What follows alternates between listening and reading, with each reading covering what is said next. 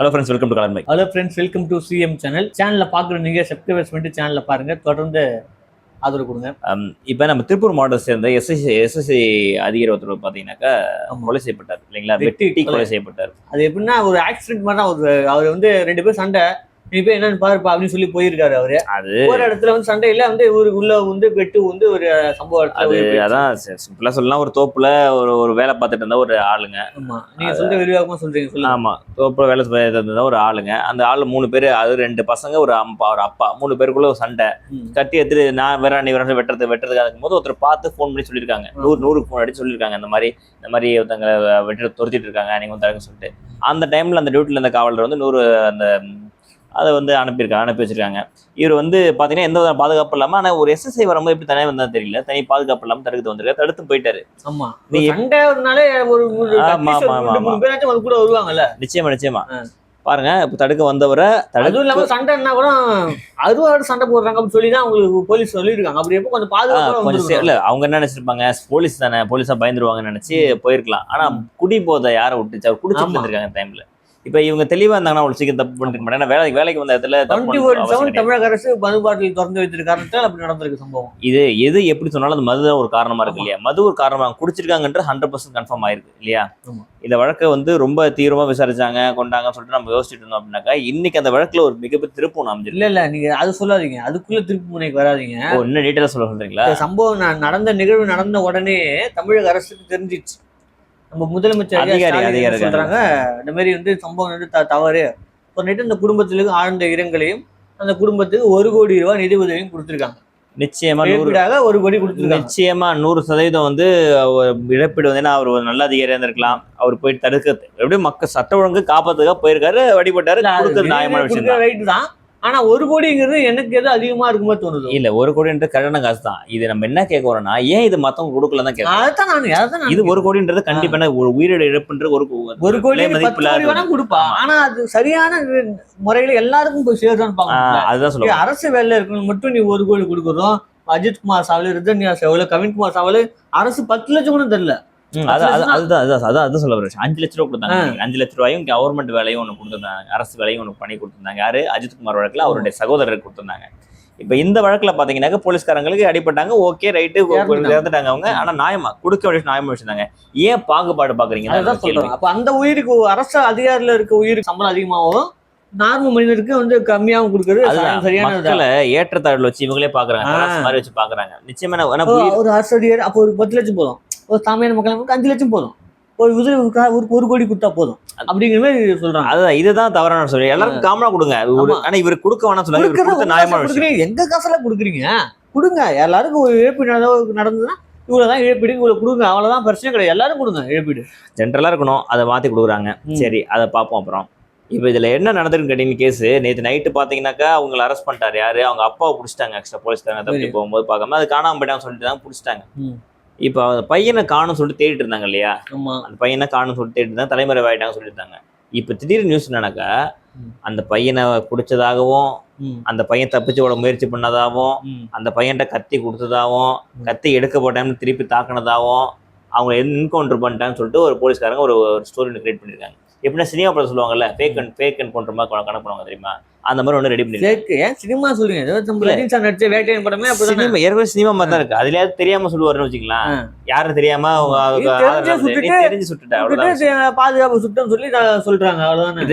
இது எப்படின்னு கேட்டீங்கன்னா, நீதி கிடைக்கணுங்க. அவர் கொண்டது மிகப்பெரிய தப்பு, நிச்சயமா அவனை வந்து கொலை குற்றவாளி தான். ஆனா நீதி எப்படி கிடைக்கணும்? இப்படி கடுமை நீதி கிடைக்கட்டும், தூக்கு தண்டனை கிடைக்கட்டும். ஆனா அது வந்து கோர்ட்டு மூலியமா நியாயமான முறையில கிடைக்கணும். உண்மையிலே வெட்டினா இல்ல வேற ஒருத்தவங்க வெட்டினாங்களா அப்படின்னு சொல்லி கோர்ட்டு விசாரிக்கணும்.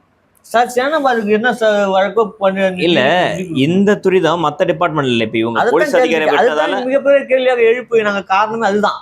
இவ்வளவு ஸ்பீடா ஒருத்தவங்களை கண்டுபிடிச்சு இந்த மாதிரி நிகழ்ச்சியை சுட்டு கொல்ற நீங்க இவ்வளவு மோசமான நிகழ்வு போலீஸ்காரர் நடத்திருக்காங்க. அதுக்கு இன்னுமே வந்து சிபிசிஐடி விசாரணை பண்ணிட்டு இருக்கு. சிம்பிளா பாருங்க, அது ஒரு 10 வயசு குழந்தைய பாத்தீங்கன்னா பாலியல் வன்கொடுமை பண்ணால ஒரு வடமாநில பையன், ஏன் அவனையே சுட்டுக் கொள்ளல? அதுக்காக சுட்டுக் கொள்ள சொல்ற தப்பு, ஆதரிக்கல. இதெல்லாம் நீங்க இவ்வளவு விஷயத்துல இவ்வளவு துரிதமா இருக்கிற நீங்க, அது எப்படி செட்டப் தெளிவா தெரியுது. எனக்கு படத்துல பாத்துருப்போம்ல, சுட வந்தாங்க, சுட்டேன், தற்காப்புக்காக செஞ்சேன். அது அப்படியே சினிமா மாதிரி இருக்கு பாருங்களா. சினிமா ஸ்டோரி ஸ்கிரீன் பிளே மாதிரி தான் அப்படியே இருக்கு. இப்ப தற்காப்புக்கு என்ன பண்ணா அவப்பா தற்காப்புனா அவன் கையிலுமே துப்பாக்கி வச்சிருந்தானாப்பா. இல்ல அதான் சொல்றேன், அது செட்டப் பண்ணி கொண்டுட்டாங்க. ஏன்னா போலீஸ்காரன் எதுக்காகனா போலீஸ்காரங்களை அடிச்சாங்க, போலீஸ் மேல கையை வச்சாங்கன்னா இந்த மாதிரி நடக்கும், கொண்டு வாங்கன்ற பயத்தை கிரியேட் பண்ணு.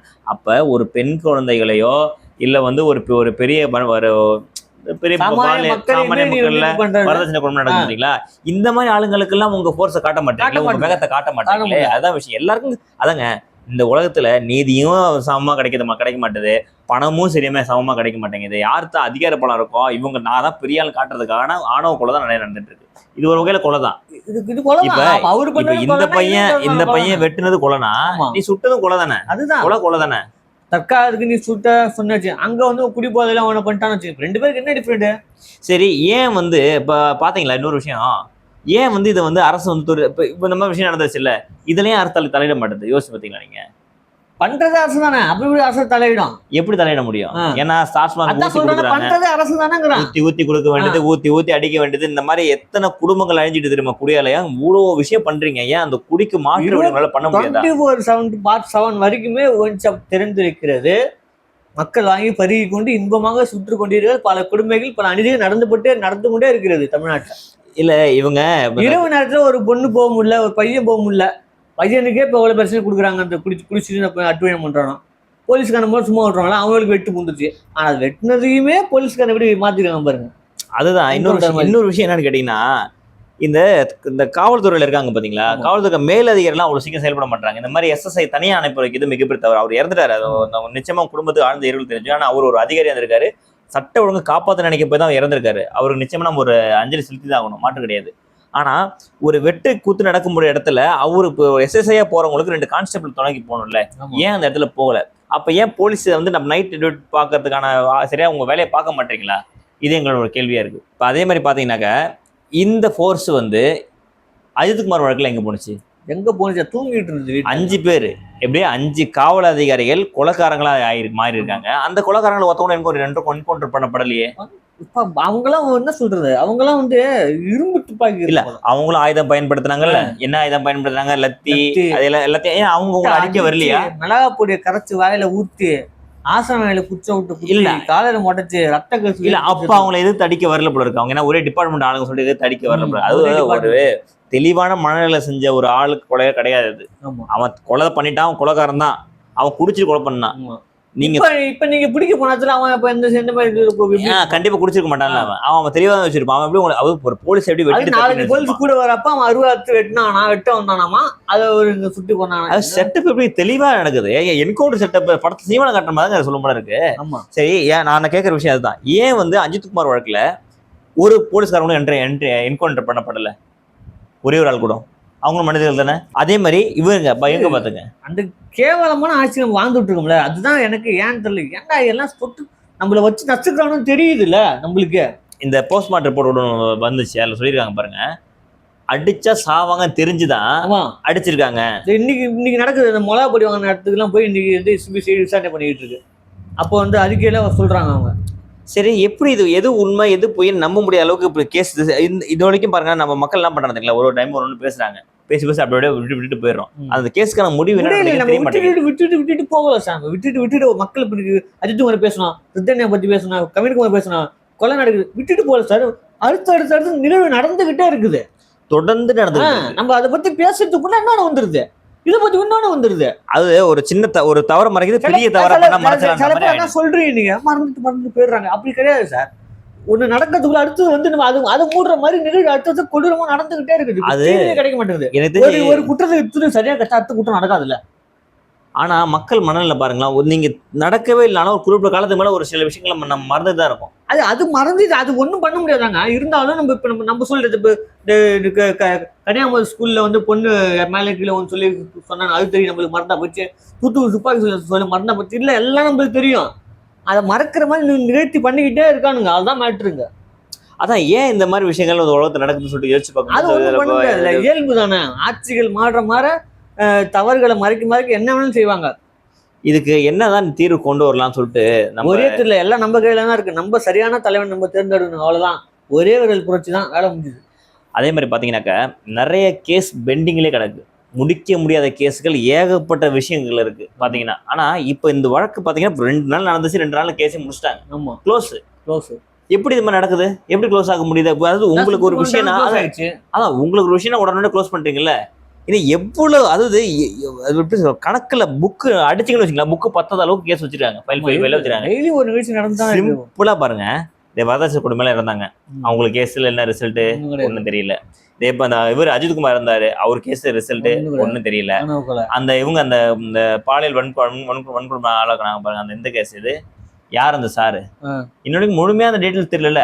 கேஸ் கொடுத்தாங்க, தண்டனை கொடுத்தாங்க, ஆனா உண்மையா இவங்க தான் வந்தாங்களா?